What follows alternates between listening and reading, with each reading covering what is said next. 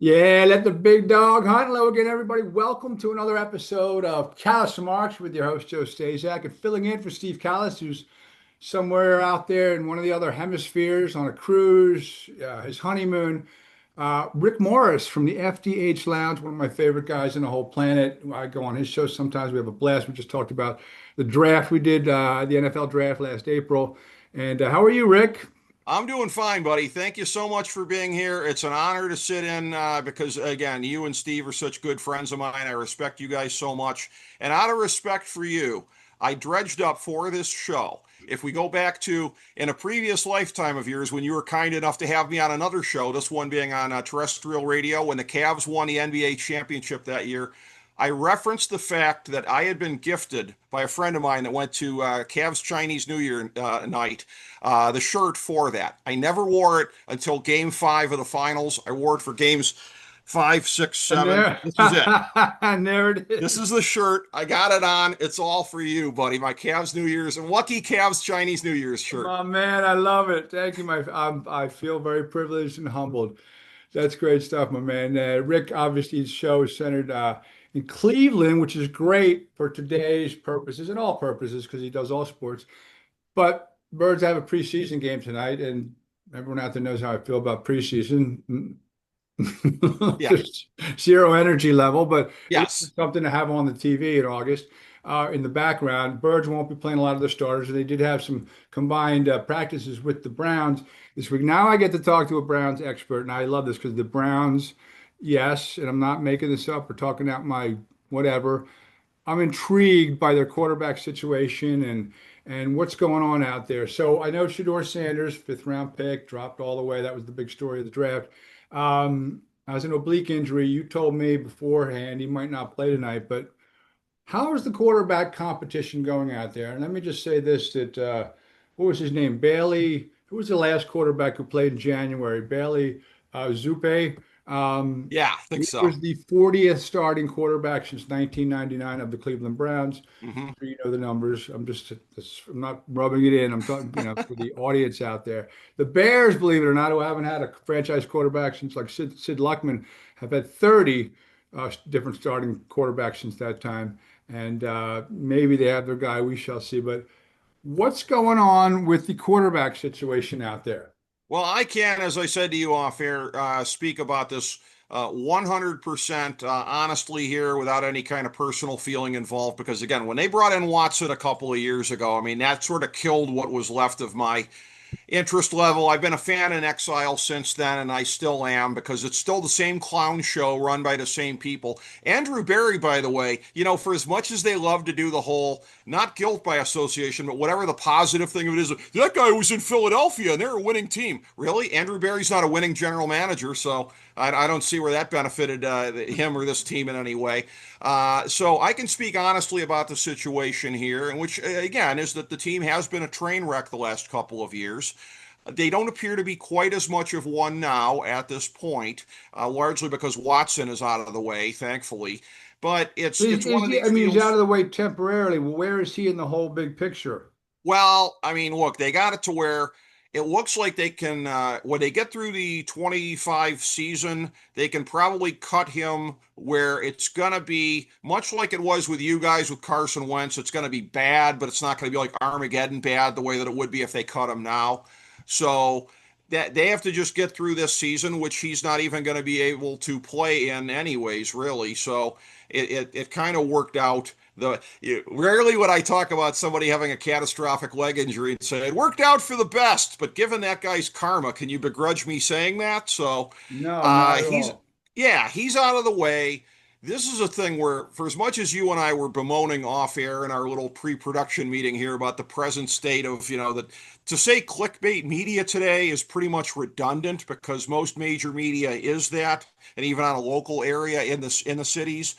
Nothing is more emblematic than that, than the whole show trial of like, where's Shador Sanders on the depth chart? He's fourth on the depth chart. You should be outraged. All this kind of crap. Look, they've been bringing him along slowly. And my partner at the FDH Lounge, Jason Jones, he covers Colorado football for Athlon. which means that he's doing a lot of Browns coverage now because all Colorado fans are geared up about right now at the moment is what's going on with Shedeur Sanders and to a certain extent Travis Hunter. And the perspective I get from Jason is that it would be sort of a perfect thing if he could be brought in maybe week 7, week 8. It is a very brutal start to the season with this Browns schedule, and there's the sense that you're throwing him to the Wolves. A guy like Joe Flacco, you know what you're going to get for good or for ill. He's going to be unflappable as far as whatever he's gonna give you. Like you know what you're gonna get. He's 40 years old. He ain't gonna be shook by anything. Doesn't mean he's gonna play well every game. Doesn't mean he's not gonna make dumb picks here and there because that's part of the Joe Flacco package Whole package. at this stage of the game. But yeah, so it's one of those things where, Joe, to answer your question, I think it's more straightforward than it seems. Shedeur Sanders is the guy to be coming in probably midway through the season. We're unlikely to see him in the Eagles game because of the oblique injury. There's been a thought, believe it or not, and this is probably hard to believe in your city, that like Kenny Pickett could be part of the package here. Like maybe it'll be Kenny Pickett's team at the outset. Like I've always been dubious of that because I've always believed this guy was a stiff. My best friend's a Steeler fan and still is a Kenny Pickett diehard. I don't understand that one.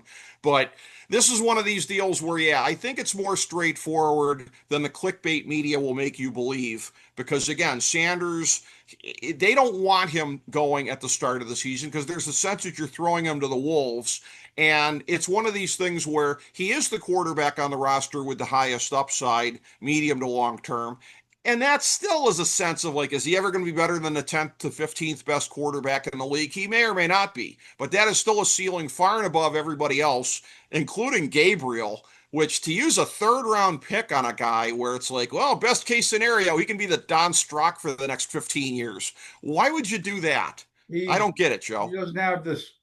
Listen, having height and size is part of the skill set, and Yeah, he's good at Oregon, a 6 year quarterback. But yeah, I agree with you. yeah. That one, it just eludes me as to why they drafted Gabriel there and then went for Sanders 2 rounds later. So they really sort of beclowned themselves as far as what the perception of this thing was. They have no margin of error when it comes to public perception.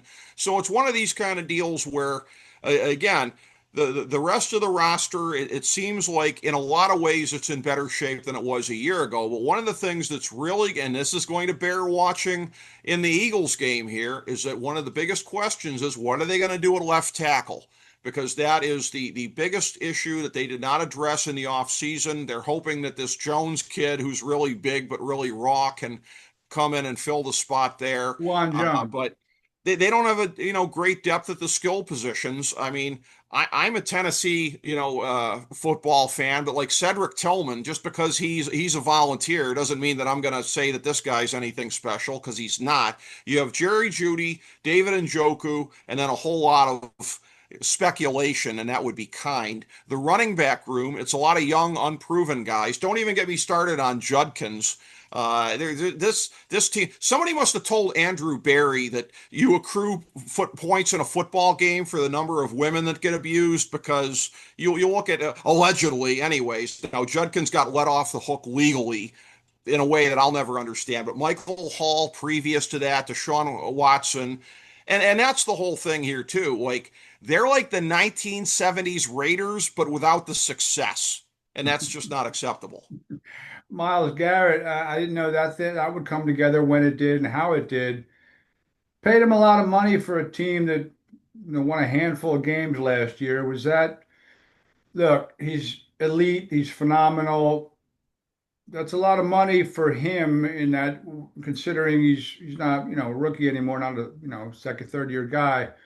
What do you make of that? Because he said, I'm not playing here, blah, blah, blah, blah, blah. And they said, there was a little bit, and then all of a sudden here's 40 million a year.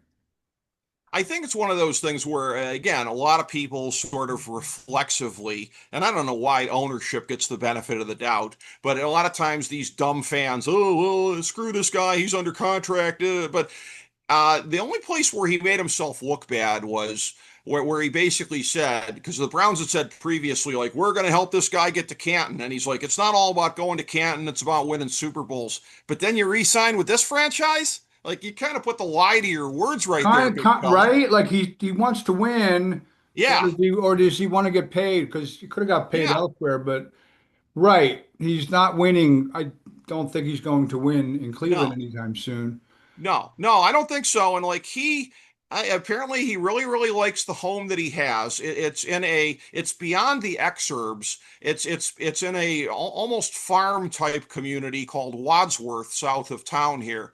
And it's about, and if you heard recently again, he got popped again for speeding. I think he went triple digits. The joke in town is the Wadsworth to Berea commute is 45 minutes or 10 to 15 for miles.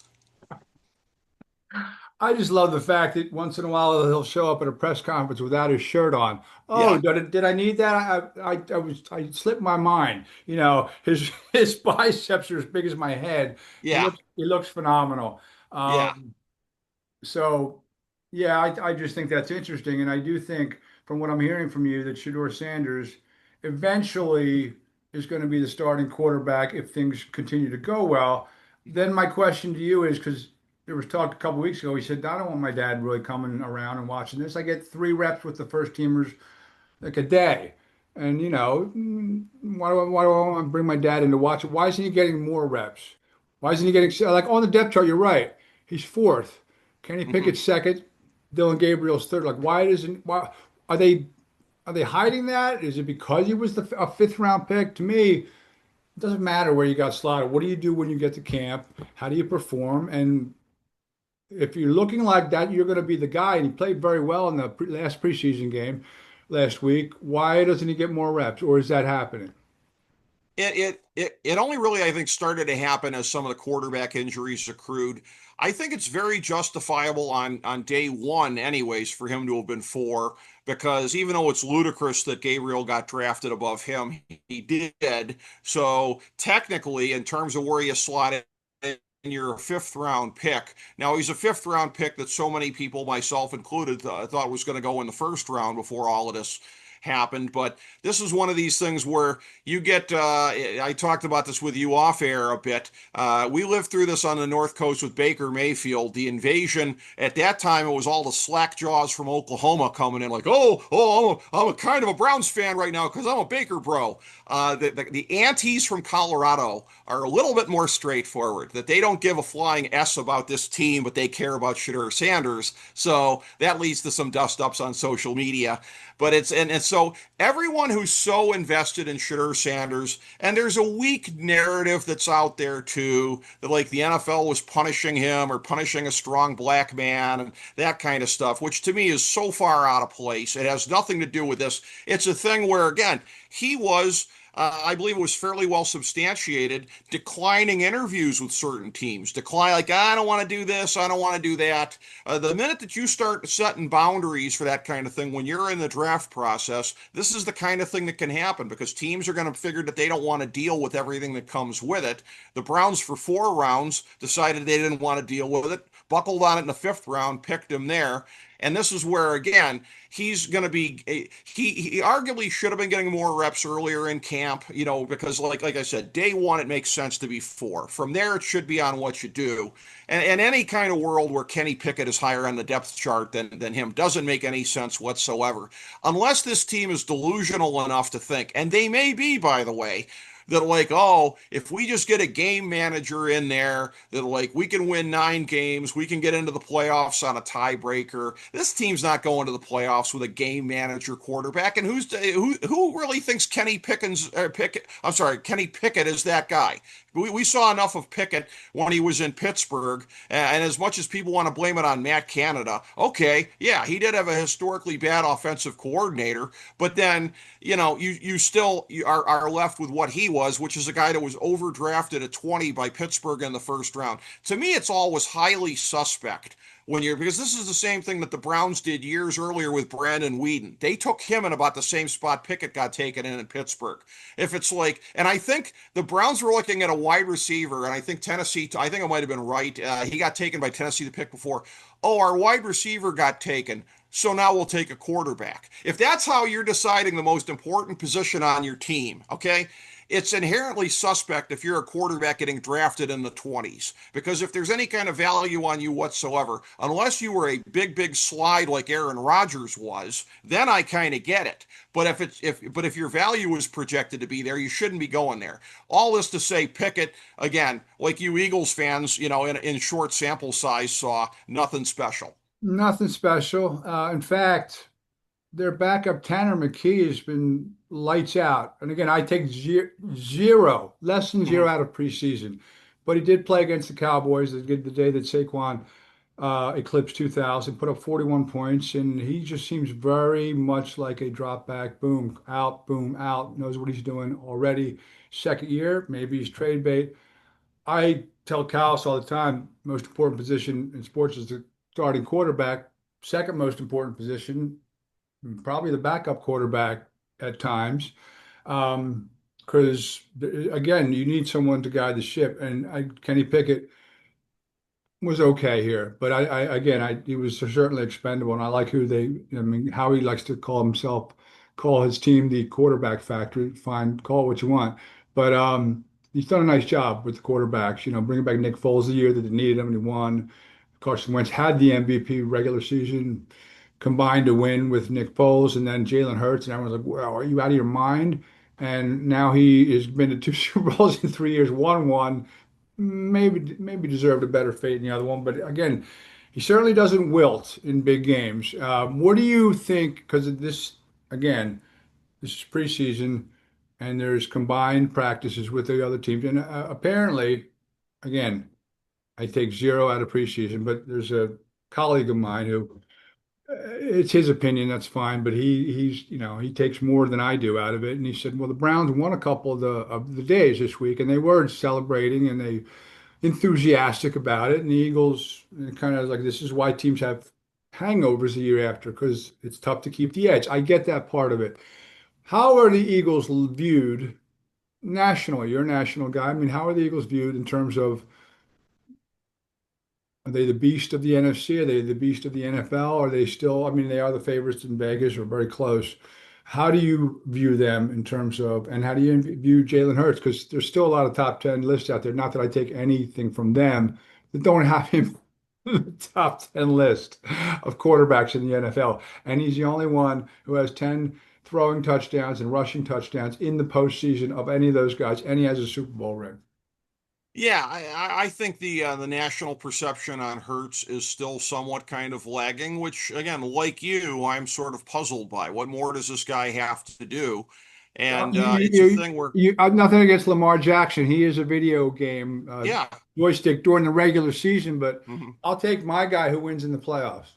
Yeah, no, I think because I've had somewhat of a critique about some of what Jackson has had around him in Baltimore. So I mean, I think Hurts, you could look at it, and this is probably the number one reason people sleep on him, is they say he's in the perfect circumstance vis-a-vis what's around him here, and that you go from merely as Lisa Simpson would say, cromulent running back play before last year to Barkley. You add him to the mix. And then it's like, well, how can you miss? But I think that's unfair. In the case of Jackson, ironically, last year he finally got Derrick Henry there, which is the first real big time running back that he has played with to my memory. I have somewhat questioned from time to time the caliber of some of the wide receivers that Lamar Jackson has had, although you can't really criticize Mark Andrews aside from his tendency to get hurt. So I think Philadelphia, yeah. I mean, I think that again, Hurts is probably still slept on a bit, but that's because the Eagles are held in the esteem that they should be as the defending champions.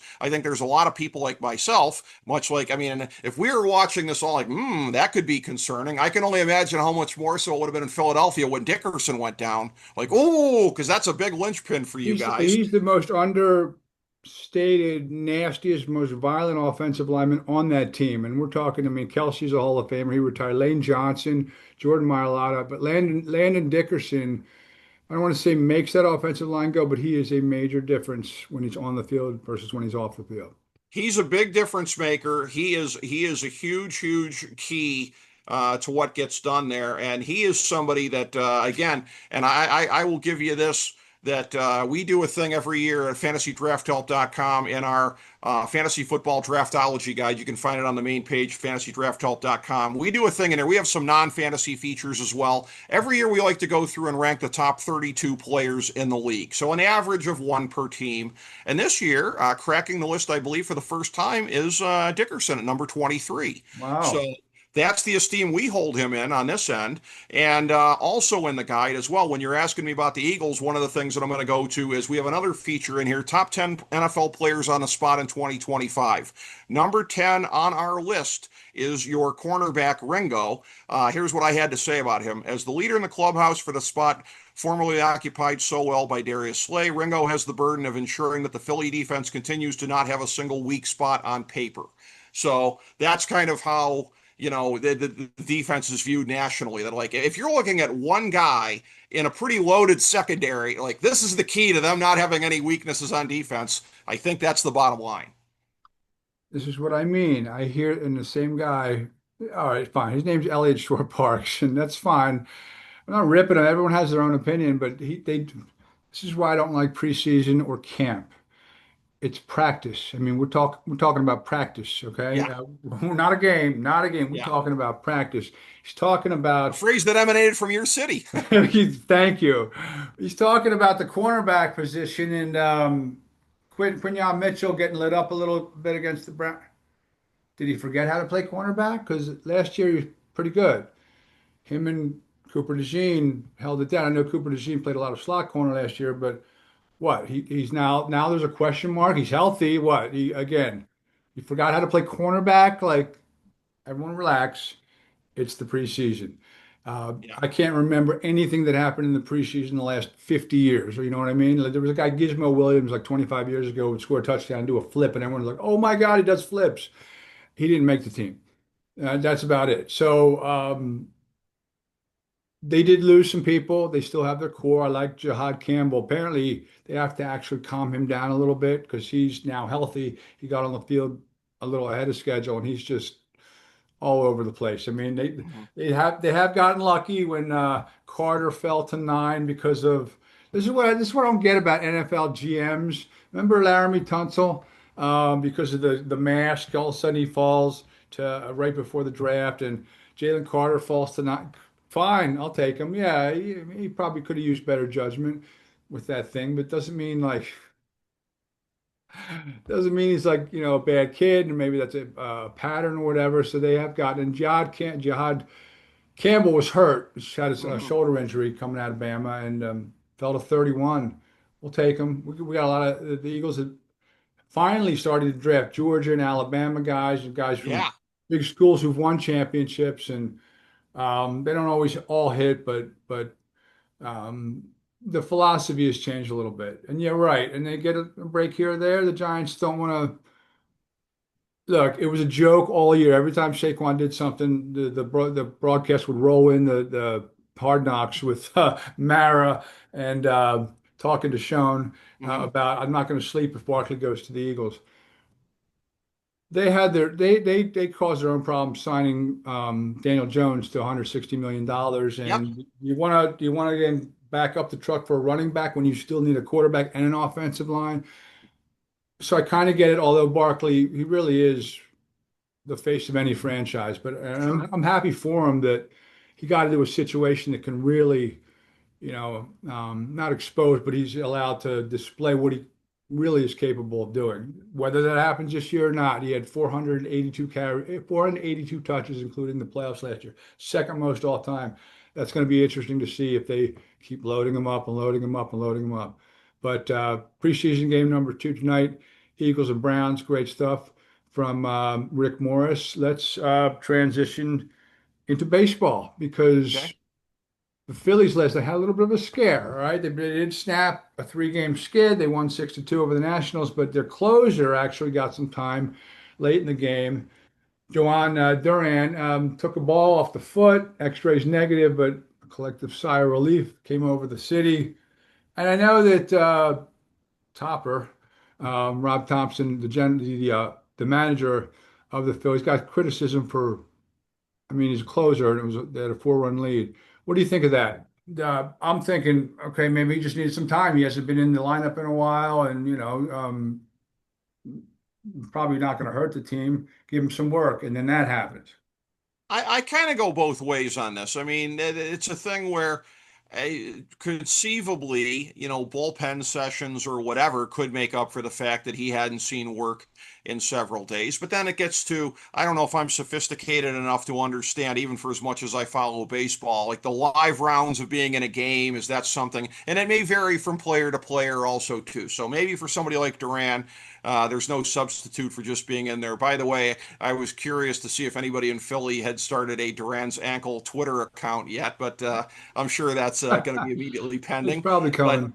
yeah, but it's one of those things where again, I can understand where the city probably went into a collective cardiac arrest because again, everything's going so good for you guys right now. The collapse of the Mets happening like that. The fact that whoever comes out of the NL West as the champion, they might be beating each other up so much, and again, with the competition that they're dealing with Philadelphia in what has been kind of a down year in the National League East, may benefit from that a little bit as the season goes along here too.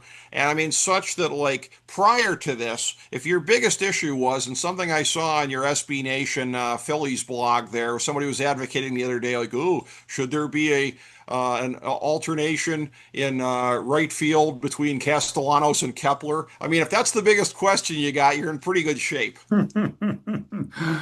You're right about that. They have had some outfield issues, and they brought in Bader in right before the trade deadline. We'll see what that does, but I'm not sure if it's enough to get them.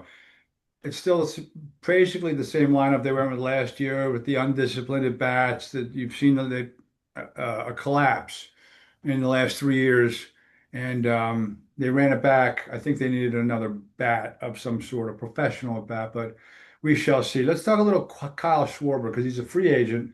Hmm. And I love what he did at the All-Star game in Pittsburgh, but in the back of my mind, I'm thinking, oh God, his stock keeps going up and up and up. And someone's going to pay him. He's 32 years old. He loves playing in Philly, and he's been in the mix for a World Series title in the last few years. He does have one though. Some guys, maybe in their last contract, they look, all right, what have I done? What do I need? He has one with the Cubs. I think it was his rookie year against the Indians when they played. I know it was. Sorry, that's for the audience. Uh, Game 7. Yeah, I went Game 7. I think there was a delay too, right rain delay. rain Yeah. delay. You're right. Sorry, but he's got a ring. Of course, that was a long time ago. He's in Cincinnati this week. They gave him the key to the city because he grew up an hour from there. And obviously, I like the manipulation. I guess it's not tampering, um, but I'm not sure where his head is. Someone's going to pay him. He's got 43 home runs. I think he's more important than Harper to this team. And Harper always is banged up a little bit. Schwarber is just not batting in the leadoff spot this year, which he also would hit 40, 45 home runs, 110 RBIs. Kind of doesn't matter. He's hitting more this year, 43 home runs, one of the league leaders. What are you suspecting is going to happen with Kyle Schwarber? Probably his last contract. Yeah, and that's the thing where I can see where the Phillies might be a little bit hesitant because of the age 32 thing, and it like with his how's his body going to hold up? What's the contract going to look like on the back end? And the whole thing is here too is that you can live with a small extent of like on the big contract. If you're getting just a tiny amount on the back end of what Albert Pujols unfortunately gave the Angels for most of the time, or what Miguel Cabrera gave the Tigers for part of a decent part of the big contract. You can live with a little bit of that because, again, look at the growth curve of the Phillies. I mean, by the time he's in his mid to late 30s, a lot of the other guys are going to be aging out of that. You guys will be inevitably in a rebuilding stage, anyways. But the one thing you got going for you is it sort of becomes a little bit of process of elimination looking around baseball and looking at who the teams are that might be in the mix because it is a relatively limited amount of teams that are going to be able to do something like that. I mean, what I said before about your right field situation. Either one of those platoon guys, okay, would be the number 5 hitter on my tribe. I was at a game a couple of weeks ago when, I'm not making this up, the starting catcher Austin Hedges had a batting average that came in at the same number, the FM frequency of one of our chick rock radio stations in town, 104. Okay, so this is there's only a limited number of teams. I mean, this idiot Dolan is not going to be like, oh, let me shell out for him. And there's any number of other quote unquote small market idiots who love to cry poor. So the good thing you got going for you is more than half of Major League Baseball is out of the bidding right off the bat. So you start looking around like, okay, Boston, could they be potentially in the mix? They just offloaded Devers' contract. I'd be sweating Boston a little bit if I was you guys. Don't know if I'd be sweating the Yankees Well, as they much. let him go at one point. He was a Red Sox at one point. Yeah, and they and I guess, and I don't remember specifically how it went there. I think if it went all that great, he probably would have been there longer. So Right. that's, yeah, so you got that going for you, that it may or may not have been a great experience. I don't exactly remember on that. Somebody like Houston, they're not going to be in the mix because they just traded for Correa back. Kind of a panic move, I think, that they ended up making. A team like Texas, if they wanted to try and change their fortunes around a little bit, maybe go sign him. But and I follow it because there's a podcast that I follow a pretty good amount that's based out of the Metroplex area. And I know that they're dealing with the uncertainty of their TV deal. And I think they're not making as much TV money right now. That's why they kind of had to trim down a little bit. So the best thing you got going for you is the process of elimination, because you go team by team by team in Major League Baseball. For like the Cubs, they got a big enough question about whether they're going to keep Tucker, which they should, by the way. They'd be idiots to not keep Tucker and PCA playing next to each other year after year after year. The Dodgers seemingly have an unlimited appetite and an unlimited payroll, but I mean, really? Are The you gonna? Padres, they're tied with the Padres right now. Yeah, yeah. So Identical that's record. that. The Padres are already overextending themselves financially. It's the ownership that I wish that my tribe had instead of the Dolan family. But you go on and on and on, and like the best thing you got going for you is the fact that other teams, I think, again, the age 32 thing works for you as well. So the marketplace may bring him back, much as it did for Pete Alonso for the Mets this year. Now, what it might end up being is, like Alonso, maybe he comes back for a year and decides to try his luck a little bit later. But unlike Alonso, who was coming off of a year that was not as great last year, I mean, what's Schwarber going to do for an encore in 2026 that's going to make people shell out that much more when he's a year older? So I get where you're coming from on the surface, but the best thing you got going for you is the landscape of the rest of Major League Baseball that might bring him back at a price you guys can live with. I feel better already because I think they signed Harper to a contract. It's like good till like 2053 or something. Yeah, And he still wants more money. yeah, All right, let's close with you mentioned um, you had a Sixers thing you wanted to mention since this is going to be it's national, yeah. but we centered we around talked about Philadelphia. this off air a bit. Yeah, I was really befuddled, and I know everybody in town is loving Edgecombe, and I think he is all that. I think he is a phenomenal prospect. And I said we did a live draft night show on the FDH Lounge, and I said at the time that I really thought that not just the number 2 pick in the draft here, but the other subsequent ones here. I thought there's a lot of years where when you don't have a slam dunk number 1 pick like Cooper Flagg, I think there's a thing where there could be players that end up going, number 1 in those other years. Could have been in the mix. So it's not just Dylan Harper at 2, but any of the kids that went 3, 4, 5, maybe even 6 could have been number 1 picks other years. I think Edgecombe could have been a number 1 pick in some other years, much like 2024, when you looked at the top of the draft and it's like, what? What is going on? There was actually legitimate rumors about Boston dealing Derek White for the number 1 pick. Okay, that should tell you something. All due respect to Derek White, he should never be in the mix for the number 1 one pick overall. No. So I'm not slamming Edgecombe, but I mean, I get that like Bailey, and I heard there was a kerfluffle out of Philadelphia. He maybe didn't want to go there. Guess what? He didn't want to go to Utah, and it's working out so Right, far. right. So it's like, I don't get it. You guys needed a forward. Like, what am I missing? Like, are you going to go with a three guard set the whole time here? Like, you would have, if you had him at forward, and it seems like him and George could probably play either forward spot at this stage of the game. Embiid for however many games you're going to get out of him, and then the backcourt that you already have here. So that's like what am I missing? That's a really, really, really excellent starting five. And then if you're able to, which by the way, this isn't going to go over well in Philadelphia when I say this, but like finding a way to get out from underneath George and Embiid, I think you guys would probably be best suited to try and do that. And you'd have to eat a lot to get rid of Embiid with his contract. But like with his knee, I don't know that he's ever going to play that many games a year again. You'd almost be better off like play him 15 games in a regular season and save him for the playoffs. Right. Why not? Yeah, but like you're set to go either way. Then you have your rebuilding pieces here because you've got the backcourt and you've got Bailey. So I just didn't understand that one at all. Like nobody wanted to deal with the perceived attitude and that kind of stuff, but like you guys had a positional need and a player that I think was basically equivalent to Edgecombe, and to me, positional needs the tiebreaker. So yeah, I know everybody in the town is really loving Edgecombe right now, and I'm probably getting virtual garbage thrown at me for saying this, but I still don't get it. Well, it reeks of Danny Ainge duping us again with the Jason Tatum and the Yeah. what's his name? Well, that we took the kid who Oh couldn't yeah. shoot, who went to Orlando. Um, Yeah. God, we can't even remember his I name can't even remember anymore. his That name. doesn't bode well for. He kind of had he kind of had the yips. Yeah. Marcus or Fultz. Fultz. Thank you, Markel Fultz. Thank you very much. Yeah, 26 points a game in Washington. That A poor team kid, that we went can't like even remember his name anymore. right. So, but of course, he's Ace Bailey's out in Ainge country out in Utah. Yeah. Chelsea, good stuff, Rick. That's tremendous stuff. Rick Morris from the FDH Lounge filling in for Steve Kallas. Really knows his stuff.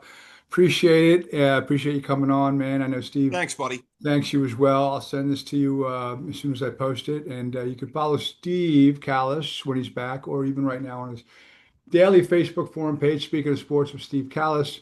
And you can follow me on my Instagram format at Joe Stazek 4799 or on X at Joe Stazek 975. And Rick, tell us where everyone can find you. Thank you. The FDHLounge.com. We've got our full range of shows up on there. Our YouTube channel, youtube.com/slash the FDH Lounge. Going back to what had been our roots when you first came on with us in the Sports Talk Network days, back starting in, we were there in 2007. So our first 4 years of the show were done in video, basically web TV there. We have returned to video, much like what you're doing this year.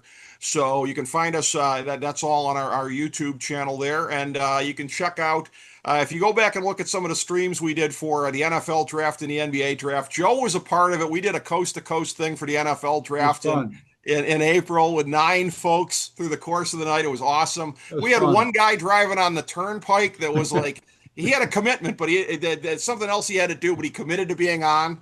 So like from somewhere in middle America, Chris So much fun, Galloway. So right?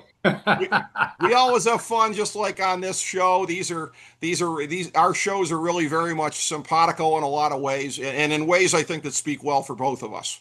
Totally, Rick. You're the man. We really appreciate you coming on today, and hopefully we'll catch up with you soon. By the way, that Browns game is about 2 hours away. It's a 1 o'clock game, so something to do in the afternoon on this August 16th, 19th days. The Eagles kick off the season with the Dallas Cowboys. They lower the banners, and well, they already got their rings. But appreciate it, pal, and we'll catch you next time. And folks, thanks for watching, and we'll catch you next week.